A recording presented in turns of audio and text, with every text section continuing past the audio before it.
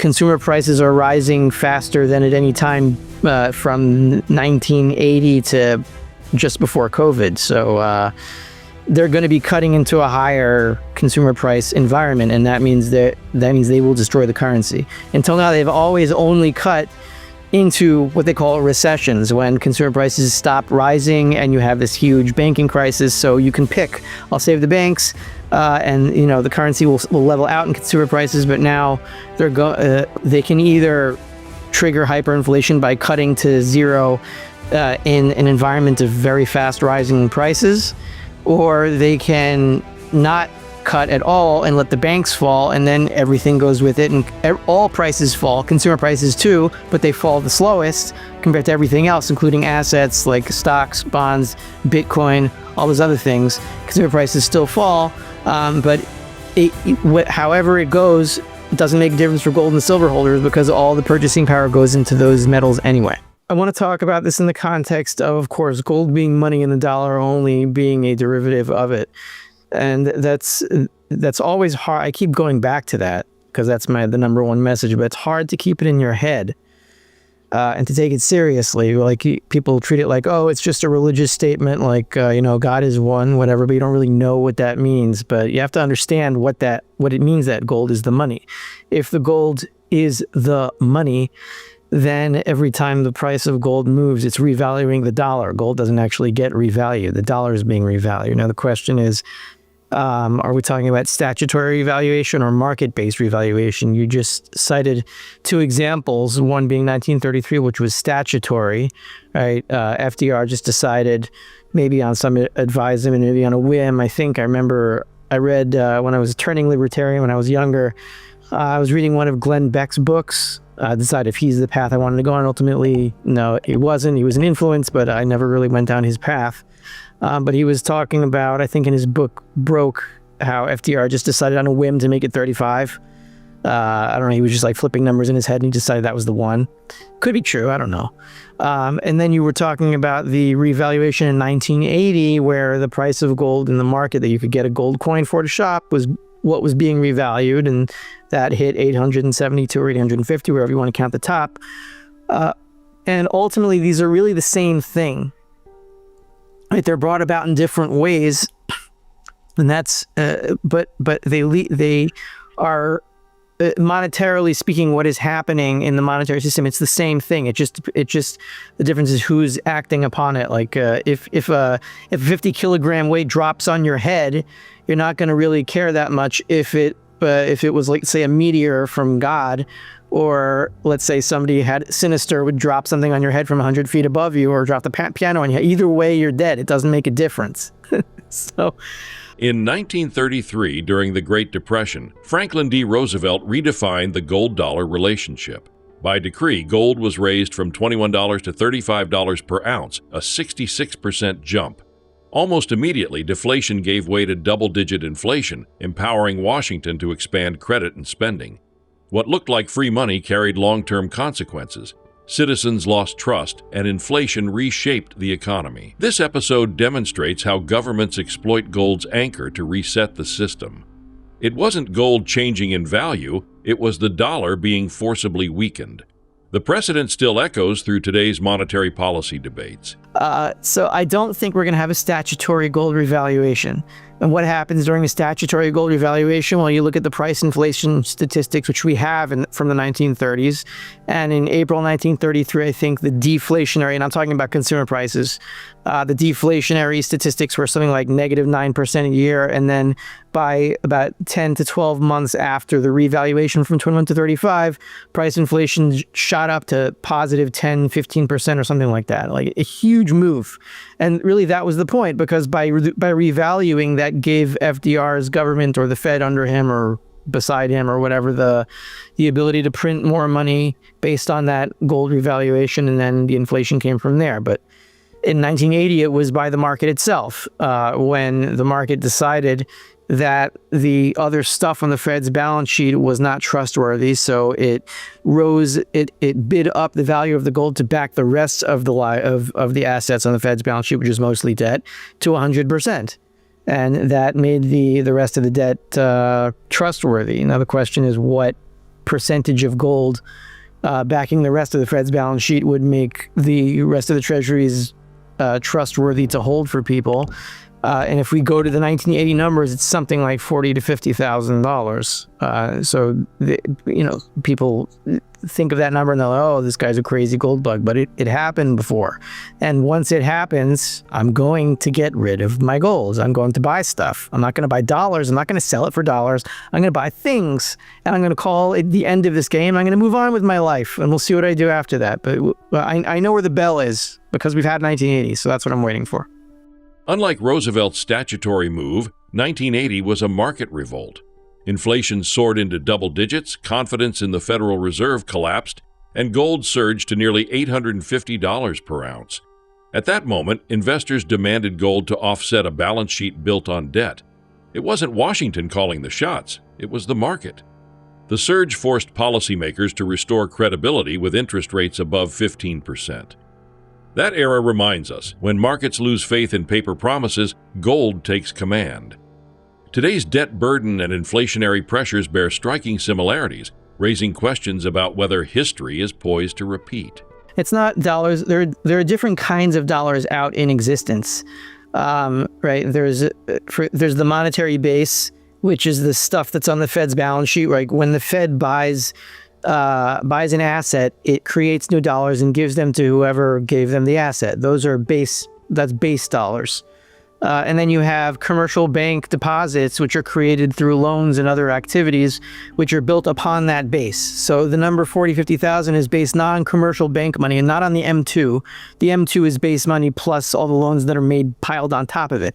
Just talking about the monetary base. The monetary base itself is the balance sheet and all the assets on the balance sheet. And then you have a little bit of gold, 235 million ounces, the unaudited, whatever. Let's just assume it's there. So if we were to take the monetary base and take all the value of that in dollars, and then the tiny amount of gold it has on its balance sheet, 235 million ounces, if we are to equate the dollar value of those 235 million ounces to the rest of the pile on the balance sheet, which is the monetary base, it would have to be I think it's about 50,000, or it could be 55,000, somewhere around there, like between 40 and 50 or something like that. It doesn't really make a difference. But that's what we're talking about. I'm not talking about covering M2. I don't think we're going to get there because to cover M2 is what, like 21 trillion, whereas the monetary base is like 5.6 trillion. It had to be 4 times that. I don't think we're going to see $200,000 gold. I think the dollar's going to break before that. So that's the calculation we're talking about. Fast forward to today. The Federal Reserve holds roughly 235 million ounces of gold on its balance sheet. Yet against trillions in liabilities, that coverage is negligible.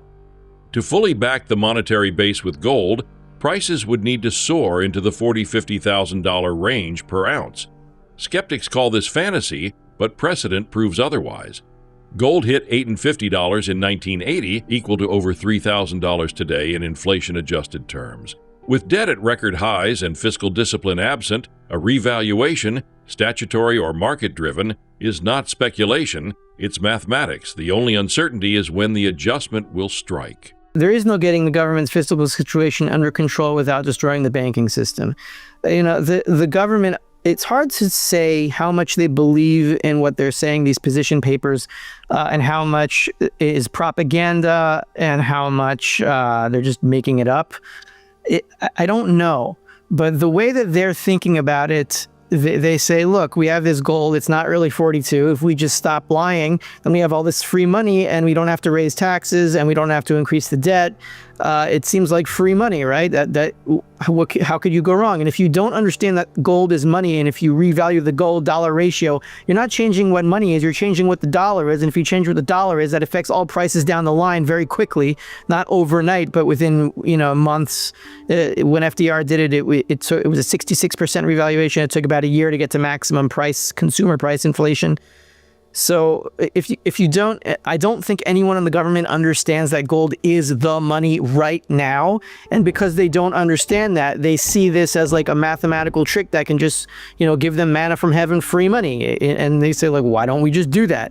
And then the only reason they don't, I think, is because maybe there's some traditionalist people, or maybe they don't fully buy into their voodoo.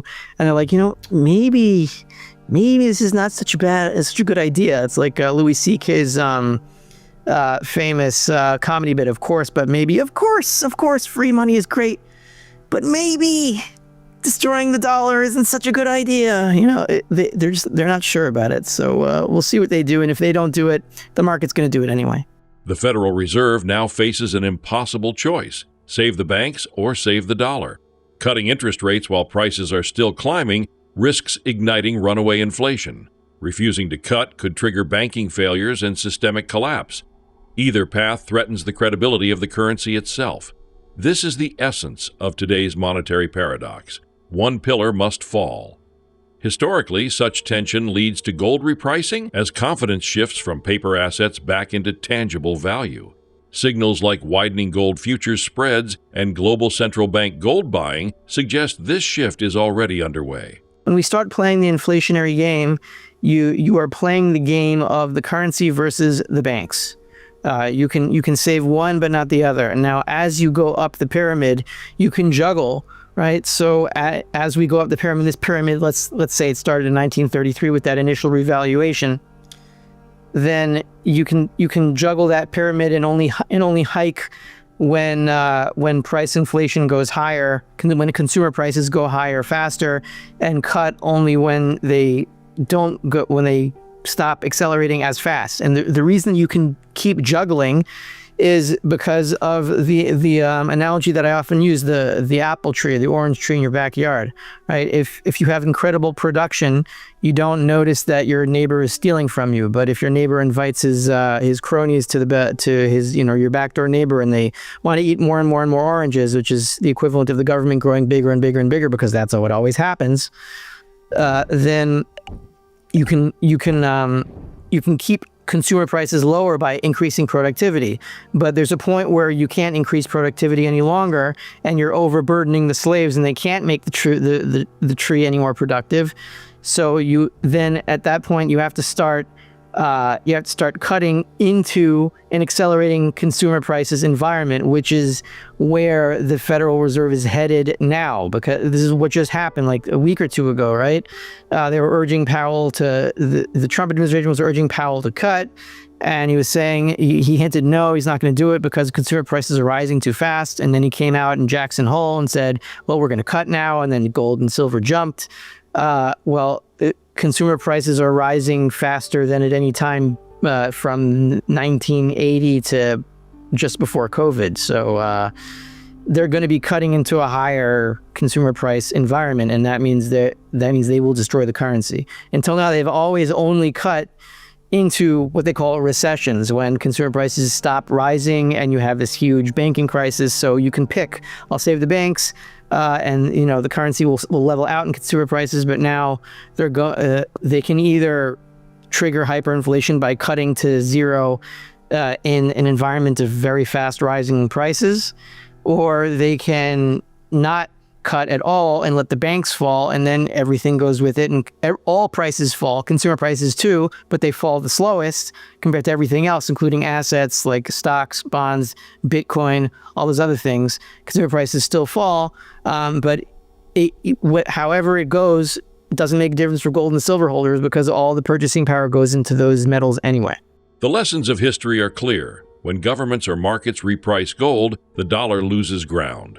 Whether by policy decree, as in 1933, or market rebellion, as in 1980, the outcome is the same: a weakened currency and stronger gold. Today's environment of soaring debt, inflation pressures, and central bank indecision mirrors those past moments. Investors holding gold and silver stand on solid ground as purchasing power migrates toward real assets. The revaluation clock is ticking. Whether the trigger comes from policymakers or markets, the truth remains: gold is money and the dollar is the derivative. I'm guessing here as to a causal or a rational, let's say, Austrian view of what is going on, or a positivist view. You try to link it up to why humans would behave in such a way that this would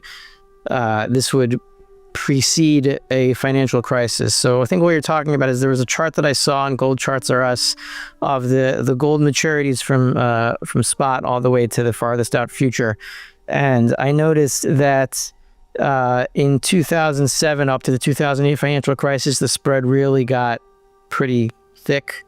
Right. And also in 2019 from the repocalypse, from when the repo rates started to spike up and the Fed had to restart QE, until and especially through 2020 during the lockdowns, they really got pretty thick also.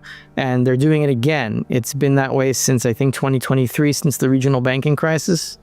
I might be a little bit off on the dates. I haven't seen the chart in a while, but why would this be? And I don't have a perfect answer, but if there are problems with the dollar, then what you would see is spot gold going pretty high relative to other maturities, but going out into the future I think you would compress in the middle, and then the price would go higher out into the future because you'd have speculators that are also worried about the dollar because they want to they're using gold to speculate because they see something wrong with the dollar, but also you have the people at the very at the mouth of the pipe, the big banks, and they are going after spot gold itself. So you're having these like kind of zigzaggy, wavy maturity scheme, and I think that's what's happening now. But you'd have to look at a chart of this. It's available on Gold Charts R Us to see all the maturities and the different colors of the lines, and they get wider as we get closer to a crisis. So the chart goes back to, I think, 2005, 2006. The only time I've seen the maturities be this spread out are 2008, 2020, and now. So the question is it happening again? And there are other signs that corroborate it. How far out are we? I don't think we're very far. People say, like, I've been around since 2020 saying the same stuff, but it's 2025. Even 5 years is not that much time. I know that's kind of a cop-out, but it's also true, and gold is still money. I mean, it doesn't really matter because I know what the truth is. People can say what they want, but the reality is reality. It's not going to change.